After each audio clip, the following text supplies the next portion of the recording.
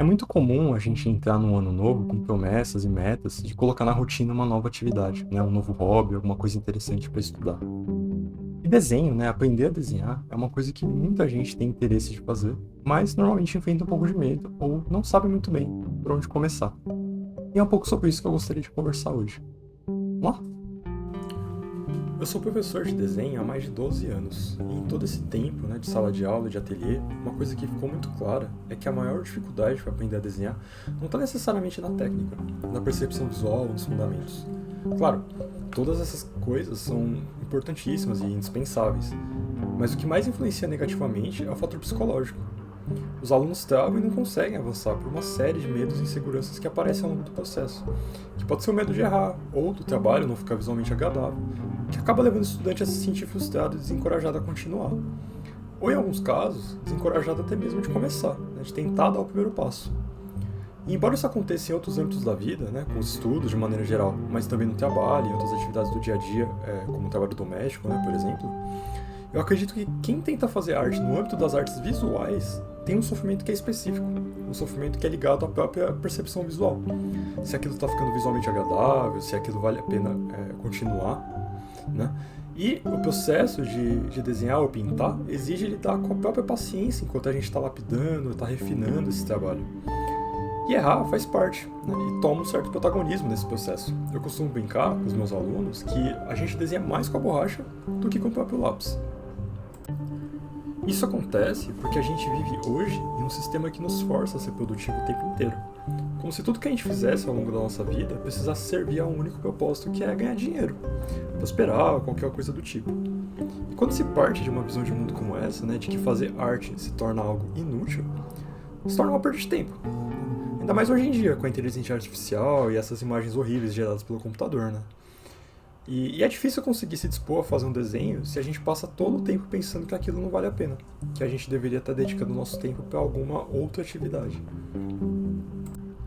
E essa lógica destrói completamente a possibilidade que a gente tem de fazer arte. Porque fazer arte não é somente expressão e estilo. Envolve também paciência, envolve cuidado, envolve um processo que na maioria das vezes é lento. Fazer um bom desenho, independente do nível de acabamento técnico, geralmente exige algumas horas, né, de dedicação. E hoje em dia, nós não estamos mais tão dispostos a nos dedicar por tantas horas a nada que exija tanto a nossa atenção, como ver um filme ou ler um livro, por exemplo. E isso exige prestar atenção no que está fazendo, exige mobilizar os seus conhecimentos de maneira ativa para que você consiga transmitir no papel, no caso do desenho, a ideia que você está querendo ilustrar. Ou seja, os conhecimentos fundamentais do desenho, como anatomia, perspectiva, composição, etc., são coisas que a gente nunca domina plenamente, a ponto de nunca mais precisar lidar com a dificuldade dessas disciplinas. Principalmente quando ainda estamos no começo, né, e na hora de aplicar no nosso próprio trabalho. O que acontece é que precisamos sempre dar atenção devida ao objeto que estamos desenhando e trabalhar esses conhecimentos de forma que eles cumprem um papel de nos auxiliar no processo artístico. A gente nunca consegue se dedicar completamente ao desenho se a gente está ouvindo um podcast ou assistindo um filme ao mesmo tempo, por exemplo. Essa insistência em colocar o processo em segundo plano, como algo que dá para fazer sem prestar muita atenção, né, meio automático, é extremamente prejudicial para todo o processo de aprendizagem. A gente não lê um livro e vê um filme ao mesmo tempo, por exemplo. Ou pelo menos não deveria. E estudar desenho exige dedicação exclusiva também. Isso acontece, ao meu ver, porque hoje lidamos com absolutamente tudo na vida como se fosse uma obrigação, como se tudo na vida precisasse ter uma função prática, como se em absolutamente tudo nós precisássemos estar sendo totalmente produtivos. E aí a gente está sem tempo de contemplar o trabalho, de cometer erros, de lidar com as dificuldades do estudo.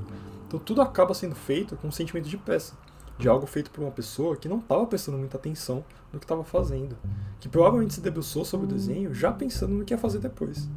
Ou seja, tem muito a ver com aquele clichê que fala muito em arte, né, sobre curtir o processo, sobre esquecer o resultado final. E isso é absolutamente verdade, porque essa ânsia pelo resultado vem de um excesso, né? Um excesso de estímulos, um excesso de um desejo unicamente por esse resultado. De atrofiar completamente todo o processo que envolve fazer arte. Esse processo que envolve preparar a mesa, preparar os materiais, o lápis, a borracha, o suporte, apontar o grafite, fazer um esboço, construir a figura, lapidar a imagem, camada por camada, de maneira atenta e ativa. Tudo isso é perdido porque dá lugar a esse sentimento de pressa, de dificuldade em se manter no aqui e agora, de questionar a própria validade do que você está fazendo e se vale a pena fazer mesmo, né? E tudo isso que eu estou dizendo, a meu ver, é justamente o que responde à pergunta do título do vídeo. Por que aprender a desenhar 2025? Porque fazer arte é ir na contramão dessa ansiedade generalizada que permeia a nossa vida. E não precisa ser necessariamente com desenho, mas com qualquer prática artística. Pode ser dança, pode ser teatro, música, pintura. Essas atividades, elas são essenciais para a nossa vida, assim como as atividades físicas e o esporte, por exemplo. Porque existe um discurso de que para fazer arte precisa ter talento, precisa ter nascido com algum tipo de dom. Isso tudo é mentira. Fazer arte é essencial para a vida, e todo mundo deveria aprender a desenhar assim como todo mundo deveria aprender a escrever, como todo mundo deveria aprender a ler. São conhecimentos que nos trazem dignidade, que nos abrem portas e oportunidades na vida. São conhecimentos que nos ajudam a construir e a estabelecer relações humanas, né? São conhecimentos que nos emancipam, porque nem tudo o que a gente faz precisa servir para alguma coisa. Na verdade, o nosso tempo livre existe para nós mesmos, para passar tempo com a família, né? Para passar tempo com os amigos, para ler um bom livro, para desenhar, para cozinhar, para fazer uma atividade física, né? Sobretudo para fazer arte. Então, quando a gente finalmente decide aprender a fazer arte, quando a gente finalmente ultrapassa essas barreiras mentais e decide que quer aprender a desenhar, todo mundo inevitavelmente se depara com uma série de assuntos que sempre dizem que você precisa dominar. Precisa saber a anatomia humana, precisa entender perspectiva, composição, precisa saber luz e sombra, teoria da cor, por aí vai.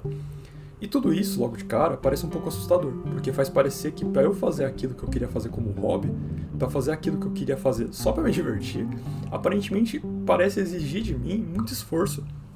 E a verdade é que exige mesmo, porque aprender qualquer coisa exige estudo. A gente acessa o conhecimento através do estudo. E o estudo, ele é prático e teórico. E ele não é fácil mesmo. Vai exigir muito tempo e muito comprometimento. E o problema aqui não é que o conhecimento deveria ser fácil, mas sim que nós não temos mais paciência de lidar com a dificuldade das coisas. A internet e a propaganda hoje nos oferece soluções fáceis e rápidas para absolutamente tudo na nossa vida. Mas na prática a gente sabe que nada disso funciona. O que funciona, e sempre funcionou, é a dedicação, é o estudo, é uma boa orientação, um bom ensino, uma boa sala de aula, né? É o longo prazo. E para nós, a nível individual, fazer desse processo artístico um processo também de autoconhecimento, de lidar com as frustrações, de lidar com o medo e com os erros, que são sempre inevitáveis, né? E quando a gente se compromete, quando pensa no longo prazo, os ganhos são muito mais palpáveis, muito mais materiais. E o sofrimento, ele eventualmente se torna só um desafio que você já está acostumado a enfrentar. E fazer arte nunca se torna realmente fácil, mas se torna um meio pelo qual você será capaz de externalizar toda a sua subjetividade.